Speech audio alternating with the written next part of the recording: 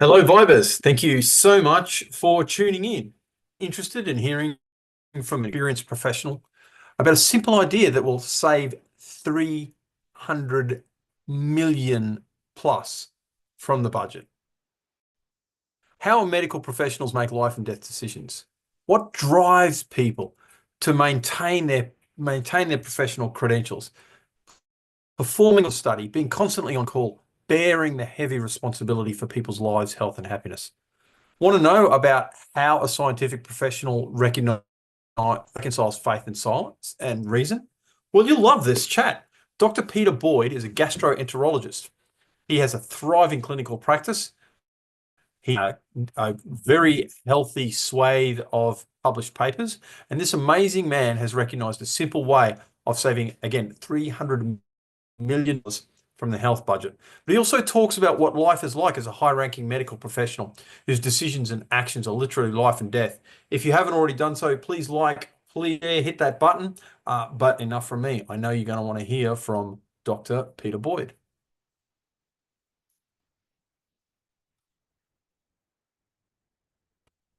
You've developed a simple change of process in medicine that has the potential to save literally hundreds of millions of dollars if introduced nationally.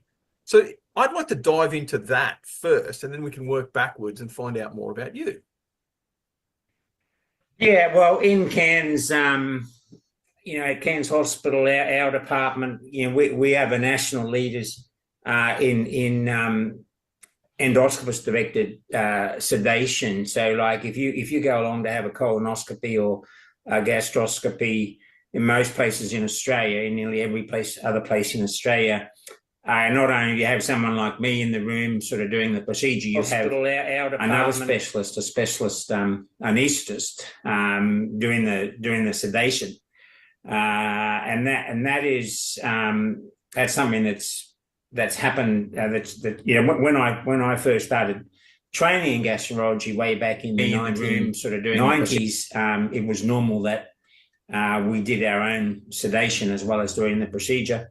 But somewhere, in the early 2000s, there was a change in practice, for no really good reasons, apart from a bit of a controversy around the use of a new drug called propofol, which is what anaesthetists commonly use to put people to sleep for a general anaesthetic. It's worldwide. It's the go-to drug for inducing general anaesthesia. But in lower doses, it's an excellent sedation drug. Has a very predictable onset. But the FDA in America, which is the organisation that controls medications, it put a thing called a black box warning on propofol, and said it can only be used by anaesthetists, by specialist anaesthetists. So that sort of thing leaked out into Australia, and the idea that non-anaesthetists couldn't use this drug sort of pervade the system. And so over time, there was this thought that we had to have anaesthetists give sedation for endoscopy when we'd been doing it safely for many years. And so a lot of places let that sort of takeover occur. But in Cairns, for whatever reason, it didn't happen. We just started using the drug, and over years we've proven it to be incredibly safe. In fact, probably safer than anaesthetists because we use a lot lower doses. And so in Cairns, if you come along for a colonoscopy, you get us to sedate you. We use about half the amount of medication than you would normally have if you went to Brisbane or somewhere. And the cost of the procedure to the government is about half. So, and now that we've shown it to be safe, we're getting, we're being seen as the national leader. So we're being asked to teach other people to show them again. But there's obviously a lot of resistance to change, and so we're going through that process at the moment. Well, it's really funny when you say like there's a lot of resistance to change, but it's not change in the truest sense of the word. It's a reversion back to the way that things used to be done. I'm a bit of a sort of a maverick in some ways, and I've been a lone wolf on this. And it's only in the last year or so that people are starting to listen because of the stuff we published, and there's interest there. But I actually ran into the current Premier, Christopher Faldy, in a coffee shop, in the Nest coffee shop just down the road before the election. He was just in Cairns, and he wasn't actually campaigning. He was just there getting a coffee, and I just ran into him, and he was keen for a chat. And he found out I was a doctor, and he asked me, what my three solutions to the health crisis were. And I said, well, no pressure. That's right. The first small questions. The first thing is, I don't think you need to spend more money. You just have to sort of stop wasting money and spending in the wrong areas. We waste a lot of money in health, I can assure you. The higher level people, say in Queensland Health, are aware of what we're doing, and they're very interested in, and so there is support for change in this area.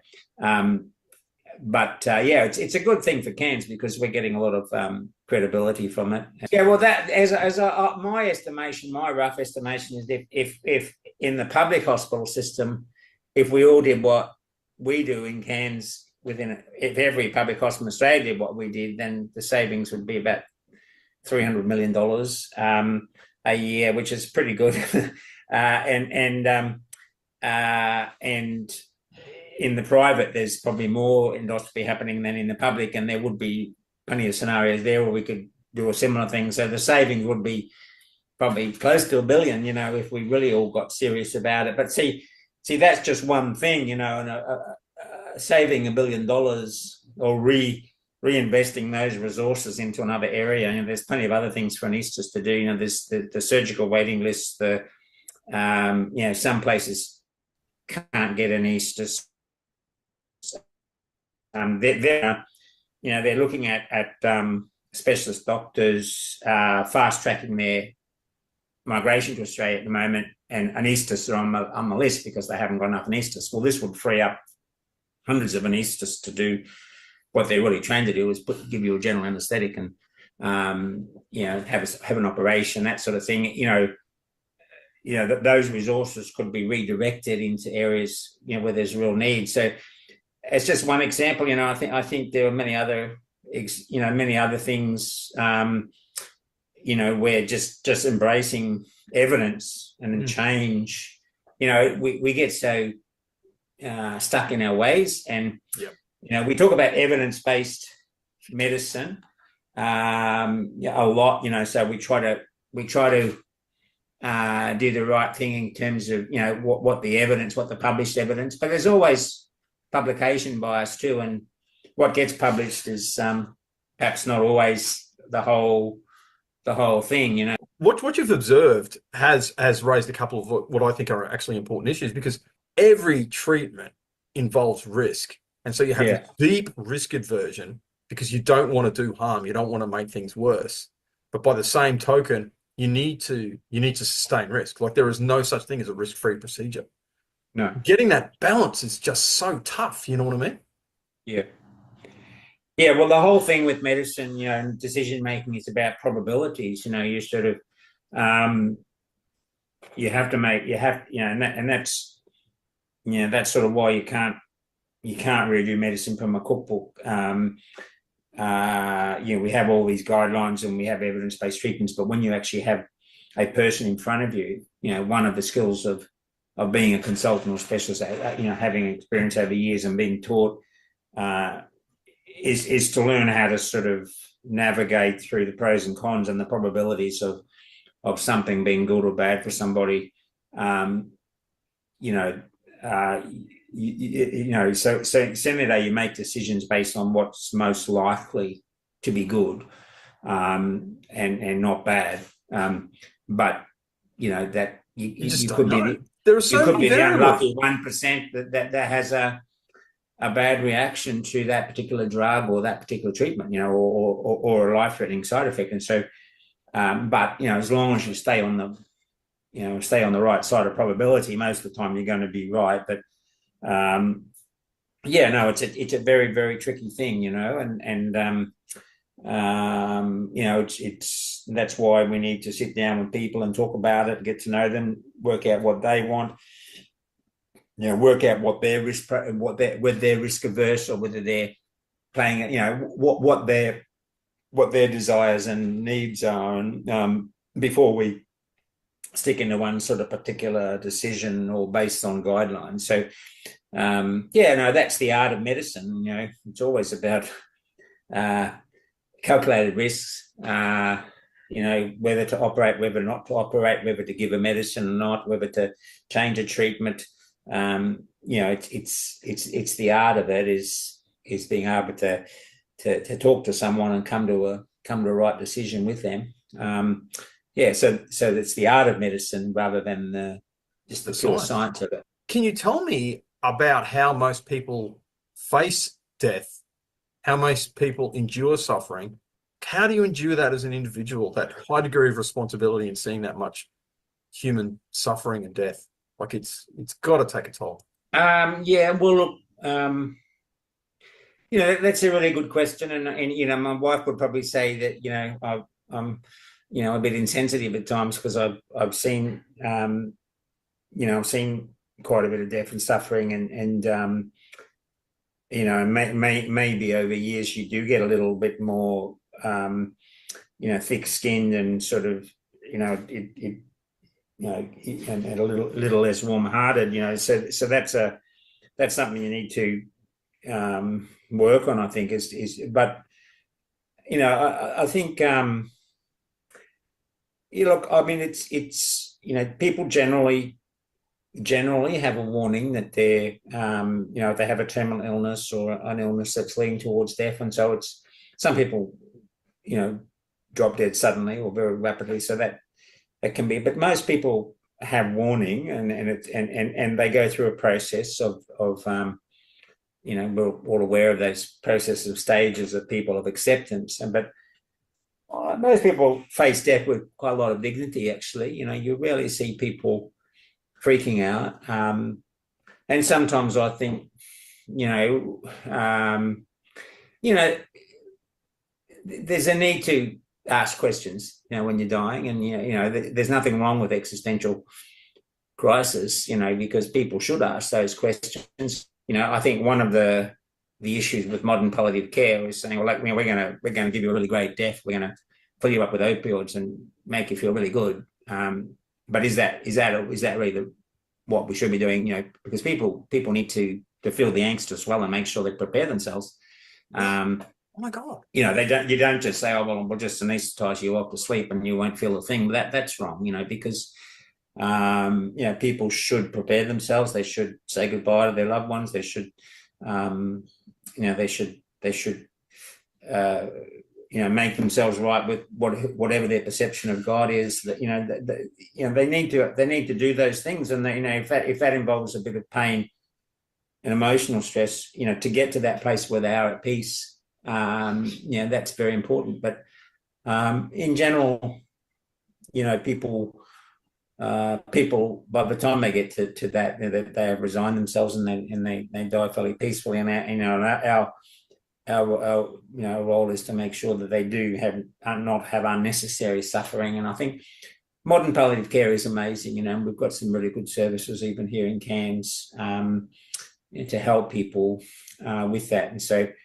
I'm not a proponent of voluntary assisted dying myself, because I think it's, you know, I totally understand why people might want to do that, but I don't condemn anyone who does. But you know, I think just being able to say I'm going to end my life because it's going to be too tough from now on, you know, I just don't quite get that. But I think life is precious, but we're also in that place where we can help people not to suffer too much from a pain point of view, at least. So yeah, that's my point of view. Look, I couldn't agree more, actually. But you made an interesting comment at the beginning of that, like we need to allow a degree of angst. And fundamentally, if you think about what's the understanding behind that statement, is suffering in and of itself isn't always bad. People like you make a distinction between some necessary suffering and unnecessary suffering. And fundamentally, the idea behind that is to embrace the suffering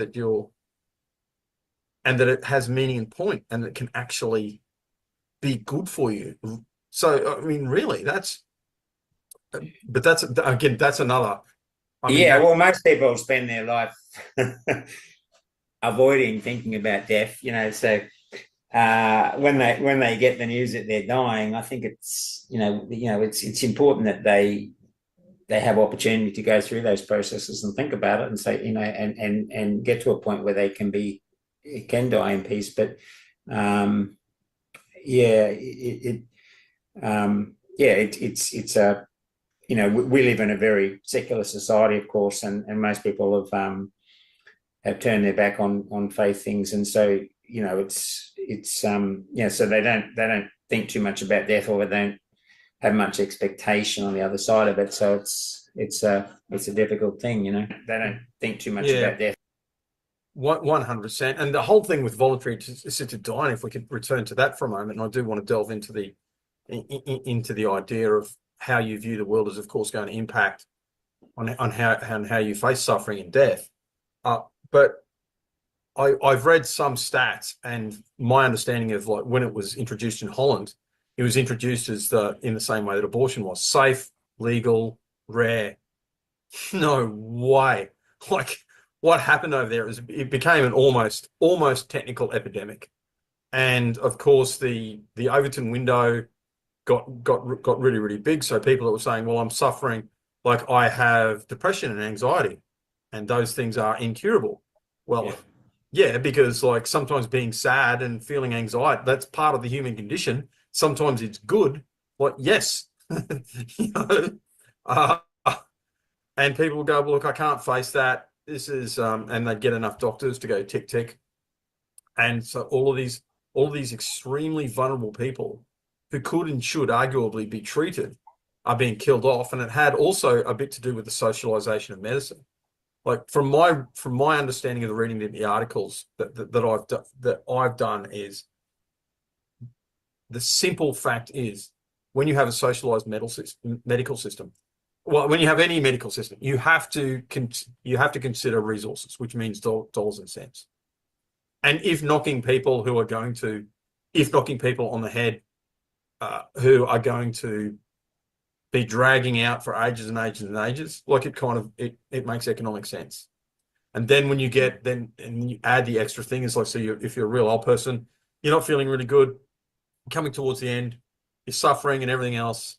You see that your kids are upset, everyone else is upset around you. You feel like a burden. You probably are actually a bit of a burden in some sense, although that wouldn't define who you are, because my idea is, like, when I look after, like, when I was looking after my mum, and when I look after my dad, he's not dying, but he's very old. Like, is that a burden? Yes. But is it a burden that I enjoy? Is it something that's a pleasure? Does it make me a better person? Does it give us a better relationship? Yes. But see, again, that depends on how you view that. So if you're someone who just sees yourself as a burden, and there's a degree of truth to that, and you are suffering, like, it kind of makes rational sense to knock yourself on the head. I think this voluntary assisted dying is going to cause a wave, and I mean a wave. Like, initially it'll start off small, but it'll end up as a bit of a tsunami of people killing themselves, especially the mentally ill. I'm willing. Yeah, I'd almost be willing to bet on that. I think it's, I haven't heard that there certainly doesn't appear to be a tsunami at this stage. But it's only new. Yeah, it's relatively new, but it's getting big in Holland. Yeah, yes, and I, as I said, I'm actually opposed to it, but I would never be engaged with it. But I think it's very important that the legislative control over it is maintained, and I know there's a move to try to liberalise some of the issue, to allow mental health and that sort of stuff. But I think there's big risk in that area, obviously. But I agree with you. I'd be concerned, but it hasn't sort of, I've been a little surprised that it hasn't been more, even at this stage, to be honest. It's going to come. It's like anything. It builds up, and even on stuff like abortion, we actually don't keep stats on abortion. We don't know. Like, I've looked. Those stats aren't kept, and they're kept. And I don't want to, like, I don't care if this makes me sound like a conspiracy theorist. The reason they are not kept is because they're huge, especially among the Indigenous population and stuff like that. There are so many. The thing that really, I mean, I'm anti-abortion too, but the thing that really gets me is the change to the abortion laws that the last Labor government brought in 2018, 19, whatever it was, basically legalize abortion up to term. So the day before a baby is born, it could come. You can legally abort at the opinion of 2 doctors. It could potentially be pro-abortionist. It's that to me is just the idea that you would abort a child that's fully viable the day before it's meant to be born. I mean, that law is in place. It's unbelievable. And I don't think the public really understand that. And I was disappointed with the Liberals in Queensland. They wouldn't have any debate about abortion. They're not going to touch that. They don't have the balls. They're not going to go anywhere near it. Yeah, no, but they could have just said, look, yeah, we know abortions. We're not trying to ban abortion, but do you know that babies can be aborted up to the day? Do you agree that should be okay? I think it should be totally illegal once viability hits, which is about 22, 23 weeks. We spend millions of dollars keeping babies at 23, 24 weeks alive, and they can survive. How can you justify killing some and keeping some alive? That is just beyond my comprehension. So, it's an issue of category. They just go, they're just a clump of cells. So rather than saying viable human being, rather than saying, again, it's an issue of category. Well, I understand that there's differences of opinion at that level. When a fetus is non-viable, and you can argue that to the toss, and most people, obviously are comfortable with the idea that abortion is available on demand. And I'm a realist, and I think we're never going to stop that. But I think we should stop the idea that a baby can be aborted once it's viable. I'm a realist. I think that is absolutely wrong. Stop that. But I think we should stop. And I think most people would agree with that. I think most people don't know that is now. But I think we should in Queensland. Yep, 100%. And look, that obviously leads on to it. Anyone listening to this is going to draw certain conclusions about. Well, everyone knows my worldview. I don't hide it. But, you're a man of science and a man of faith. Some people would find that hard to reconcile. I don't, and I've discussed why on a number of other videos, and even released specific little essays on that. But please tell us, how do you reconcile these apparently irreconcilable differences? Well, personally, I think it takes a huge amount of faith to be an atheist. It's just not a rational. From my point of view, it's just not a rational stance. That we exist for no, just by spontaneous chance it doesn't make sense to me. And the fact that we have this incredible universe that we can't even define, and we appear to be the only life on it, and we're alive because our planet is aligned at the perfect angle. Yeah. We're at the perfect distance from the sun. We have all these. It's almost incomprehensible that it's not designed. And science, the Big Bang Theory. Basically, scientists have now come to the conclusion that the world had a beginning, and God said, "Let there be light," and so that was a Big Bang. It's completely compatible with what the Bible says about creation. So I think that the world had a beginning. There's only one form of truth, and that is truth. What is true, and we can argue the point about the creation story, whether it's literal or whether it's figurative, or what the time is involved with. But basically, as a Christian, I mean, the Bible is our reference point, but the Bible tells the story about the origin of life, and its sequence is basically scientifically correct, and but I think that the reality is that men are different to the animals. We've been created with a spirit it's a God-seeking spirit that actually seeks after God. We all have a God-sized hole in our life. We look for meaning, we look for love. Animals don't do that. They're just automatons, really. They exist, but we are different. We're spiritual beings, and we're created in the image of God. And yeah, so I don't stress too much about the creation story. There have been some very, very, very, very smart people. There's a guy called John Lennox. I don't know if you've followed him. He's a mathematician from Oxford. An old Irish guy. Yep. He's argued with Dawkins, and I think he wins the argument, but Dawkins just gets a bit upset with him and starts ranting. But he's one of the brightest men around. He's a Christian. There's many scientists are Christian. Even Einstein, was a theist. He believed in God. So I don't think it's irrational to have a faith. In fact, it's rational from my point of view. I don't think science is ever going to prove that God doesn't exist. In fact, I think if anything, it's Christianity in particular and science are very compatible. 100%.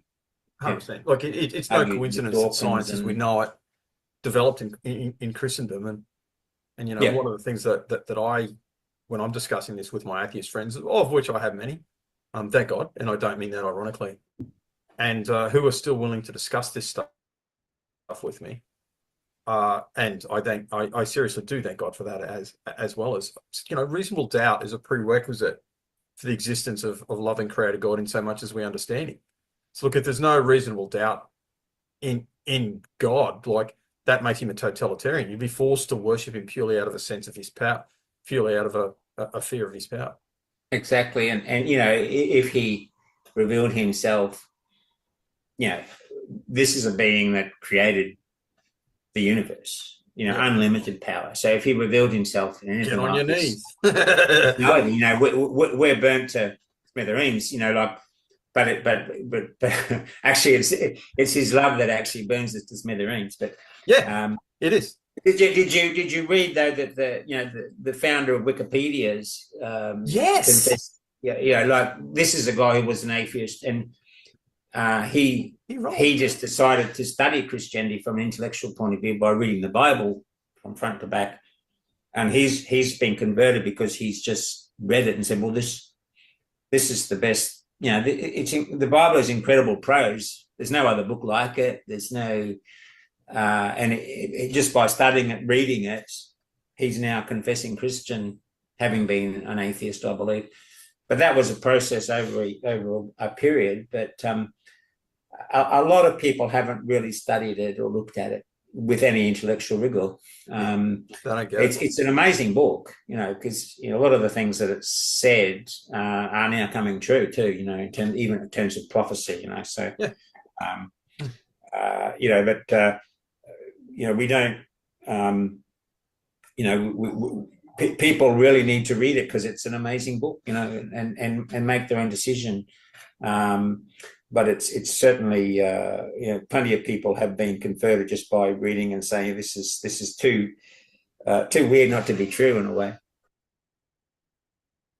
I just got to pause here because there's some fantastic comments on, especially from Jabiru, and some other people who have some very interesting takes in regards to the euthanasia issue and, of course, spirituality generally. These are fantastic comments. Thank you, Jabiru. Thank you to other people. Please keep them coming.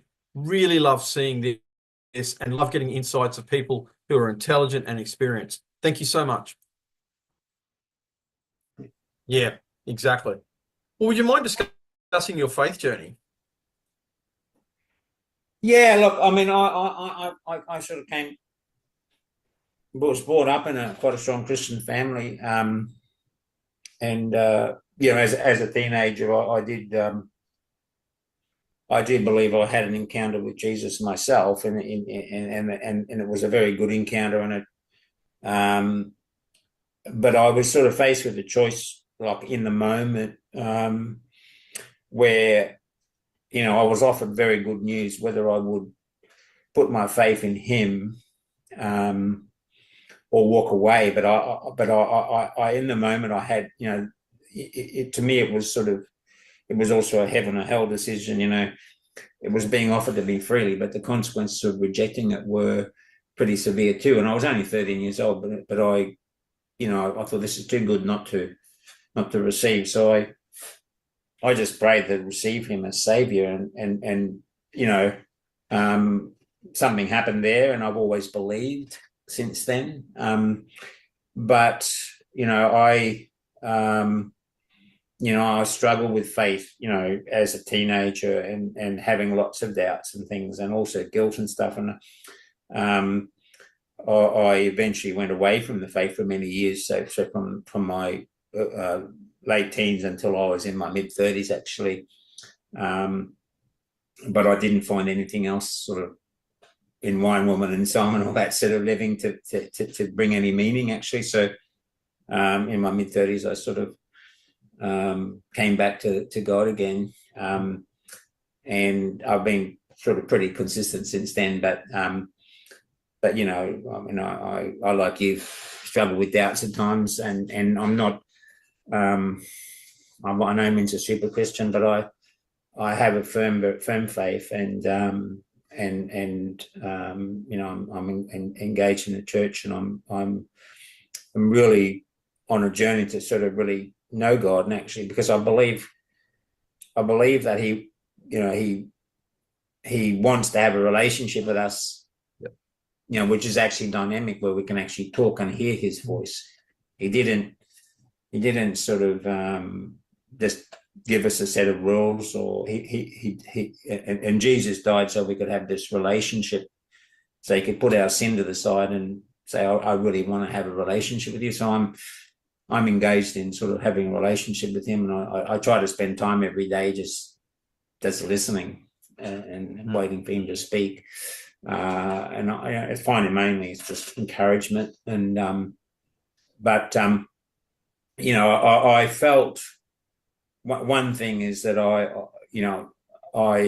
as a 16 years about my vocation, I did pray. I did ask God, what do you want me to do? And I was heading towards school teaching. I was good at maths and science, and I was going to do that. But I remember sitting in this high school class with a mate one day, and he said, "Oh, Bordy, I think you should do medicine." And I hadn't even thought of that, because I was sick of the sight of blood. I hated blood. I was squeamish, and so no, I can't do that. I faint with blood and all that. But this sort of idea sort of grew in me, and I thought, are you speaking to me, God? Is this you? And I became convinced that he was us. And he said, that's what I want you to do. So it was a step of faith for me to go for it. My teachers didn't think I'd get in for a start, but I did. And but I had that, there was a fair bit of faith in actually sort of stepping out and overcoming my fear of blood, which I did fairly quickly. But I felt really led into that field. So that's been a strong sense for me over the years.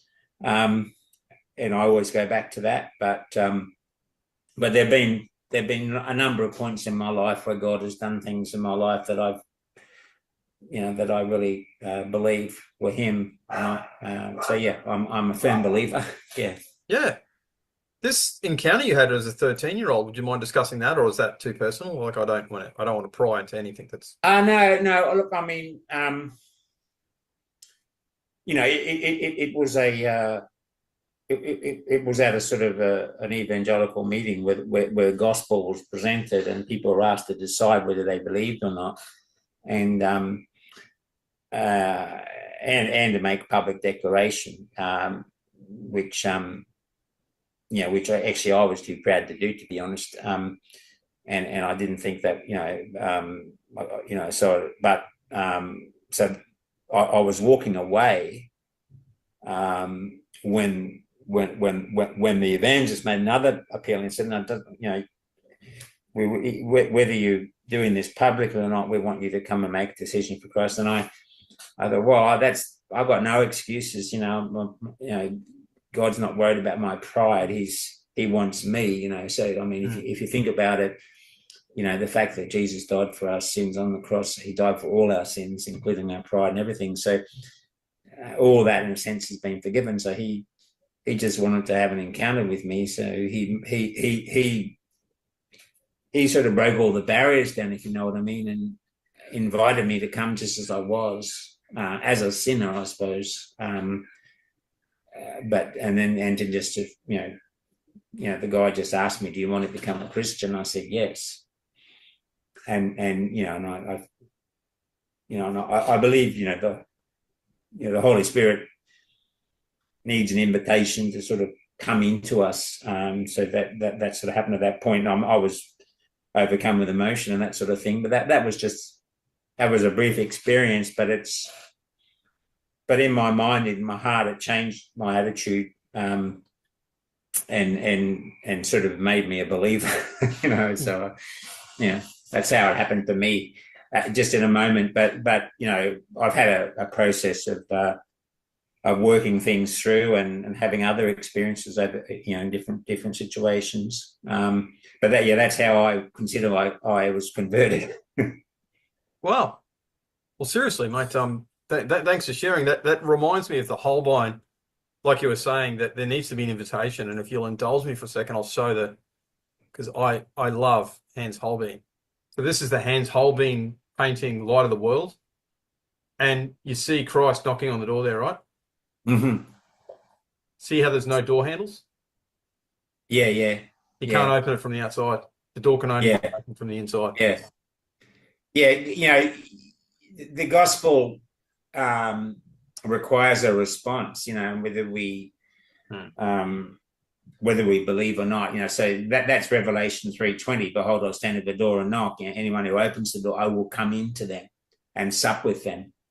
So he's inviting us all the time, and I believe everyone probably gets this, at some point in their life, I want to come into your life. Will you open up? Will you allow me in?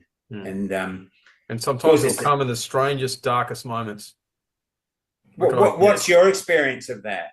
Oh, look, I'm a cradle Catholic. Was raised. I kind of I kind of went away. Like, there's nothing like a good Catholic education to produce a really firm atheist. And right. You get people who kind of like think they know, but they don't. Anyway, it's not where we're bad. Like, I'm still Catholic, and I'll die Catholic. But so I went away. I joined the police. I was in the police for 30 years, and you also see a lot of human suffering and pain and death. Like, you know what I mean? I've literally held the hands of people while they died and all that kind of stuff. So, for me, I was in outer. I took some leave, and I was in Outer Mongolia, and I was kind of like, I was wanting to. I was like, I was coming back. I really was. I don't think I ever really left in the truest sense of the word.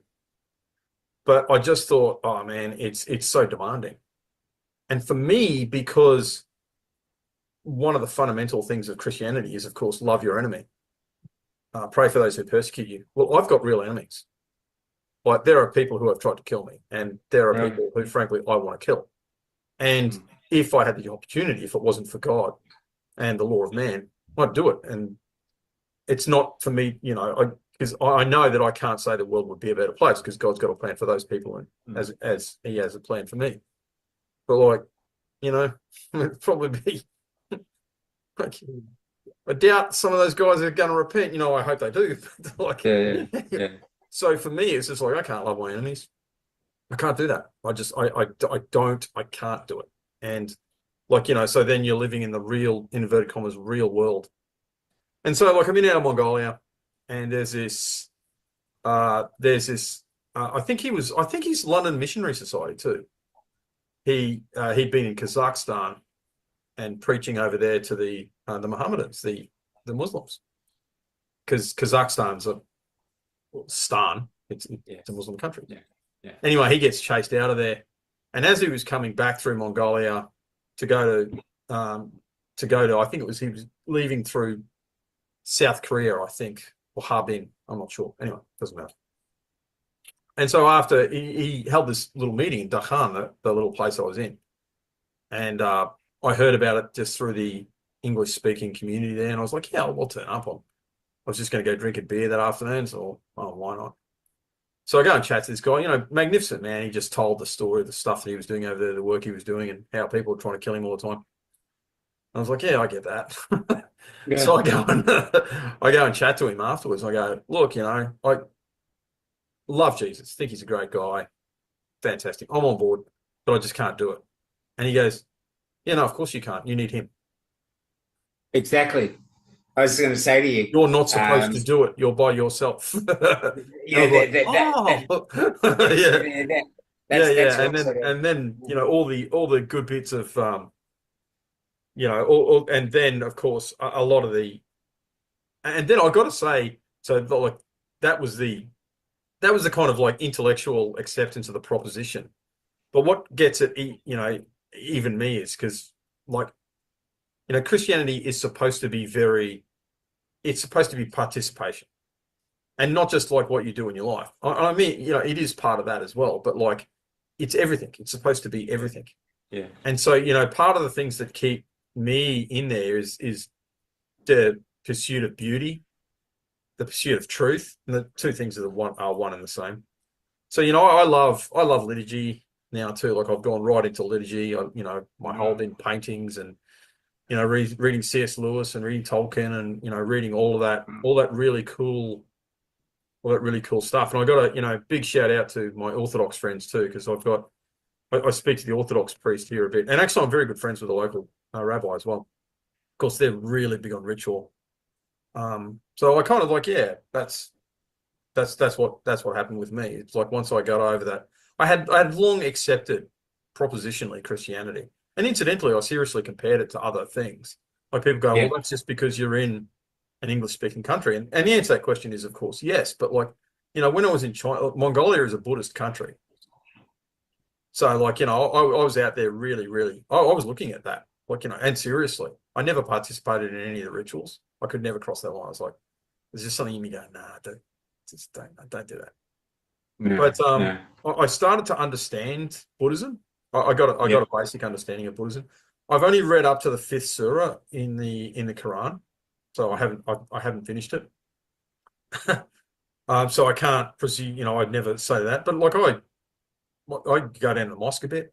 I hang out with the guys down there. I was really good friends with the two local imams here. I actually led because I was in the police, as I said, I led the police response to the Christchurch massacre because all the Islamic community were understandably terrified after that. They were thinking, well, we're next.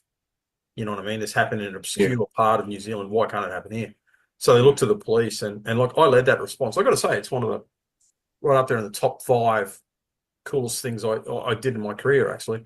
And as a consequence, I still have a lot of friends I still get invited to a lot of the dues, and the food's so good, Peter. Oh my God. Because Ramadan has just started yesterday, right? And that means Eid is coming. So like the end of Ramadan is Eid, and they have a feast. Yeah, exactly. Anyway, I am going to be there for that, man. I'm going to be eating. I'm going to fast before I go there. Seriously. So I got like room to stick all the food in. It's going to be so good. I didn't eat for like 24 hours after my last Eid because I just ate that much. I was just like, oh man. Well, I got home at night about 7 o'clock at night from just eating for Australia. I couldn't eat dinner, obviously. Couldn't eat breakfast. Couldn't eat, mate. Come to the end of the next night, I was like, oh yeah, I could have a glass of wine and a glass of water. That's it, man. Like it wasn't till breakfast the next day. Yeah, no. So good. So good. So, I raised that to show that, I have done some serious comparison. So I kind of like that. But I mean, this leads for me into, choosing things. So, I mean, gastroenterology. Like, why gastroenterology?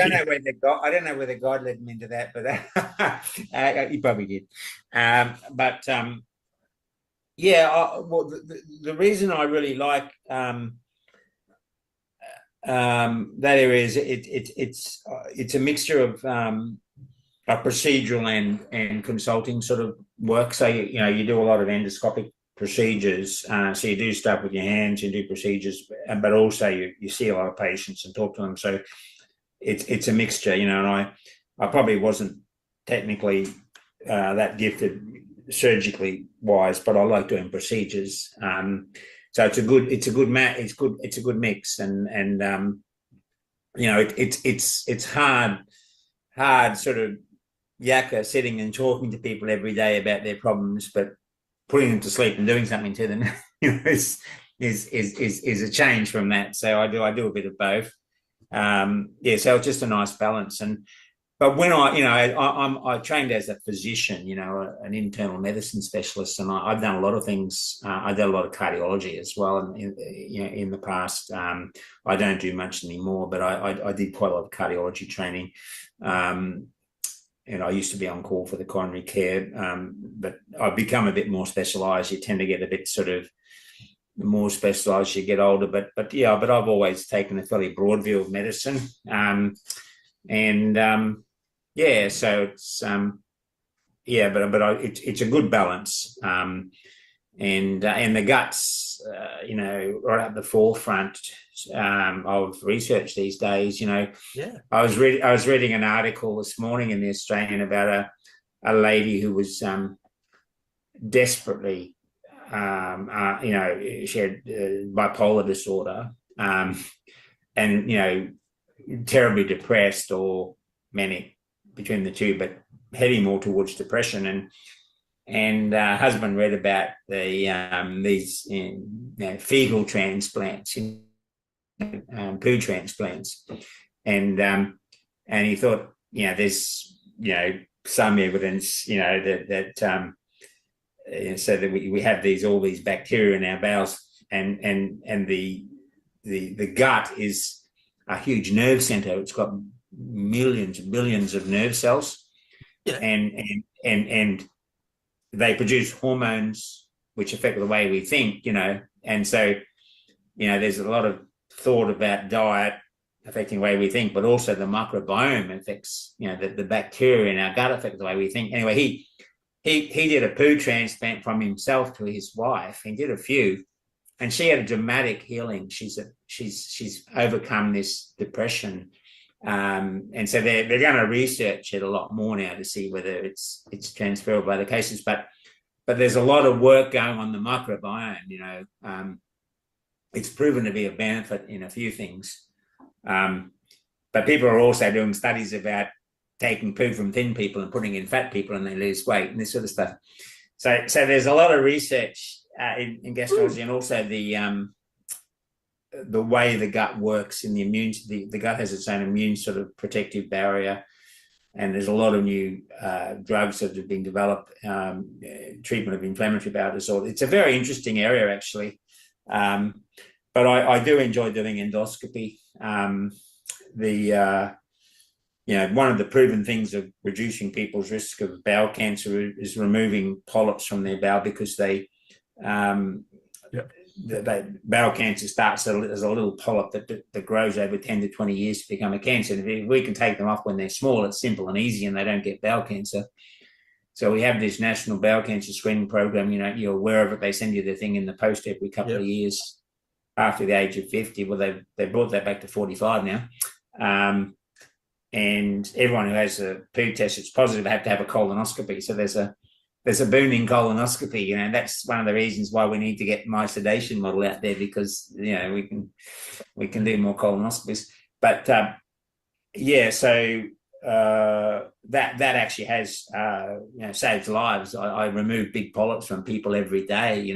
That I think that one probably would have become a cancer if I hadn't removed it. So there's a satisfaction in that. To kind of to bring it home, I always put my guests on the spot. I never inform them that I'm going to ask this question, but if you had any just general words of advice in regards to anything on any subject or topic that you want to impart to the good listeners of Northern Vibe, what would it be? Well, I think we've talked a lot about faith today, and I think that I think if people haven't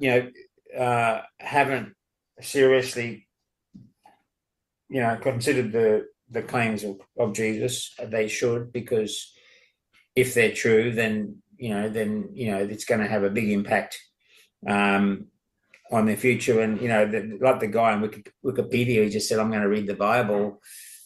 It changed him, and I just think, if we, doesn't matter, we're all going to die one day, and we all have to work out what's on the other. We have to have some idea what's on the other side of that, and the world is rapidly changing, not for the good, I don't think. And there's a lot of things that we take for granted, in our Western civilization that are changing rapidly, and so we need anchor, we need structure in our lives, and we need hope, don't we? We need, and faith. So I think if you don't have faith and you don't know where you're going, please have a look at the claims of Jesus and reflect, because it's, he makes a huge difference, I think. Yeah.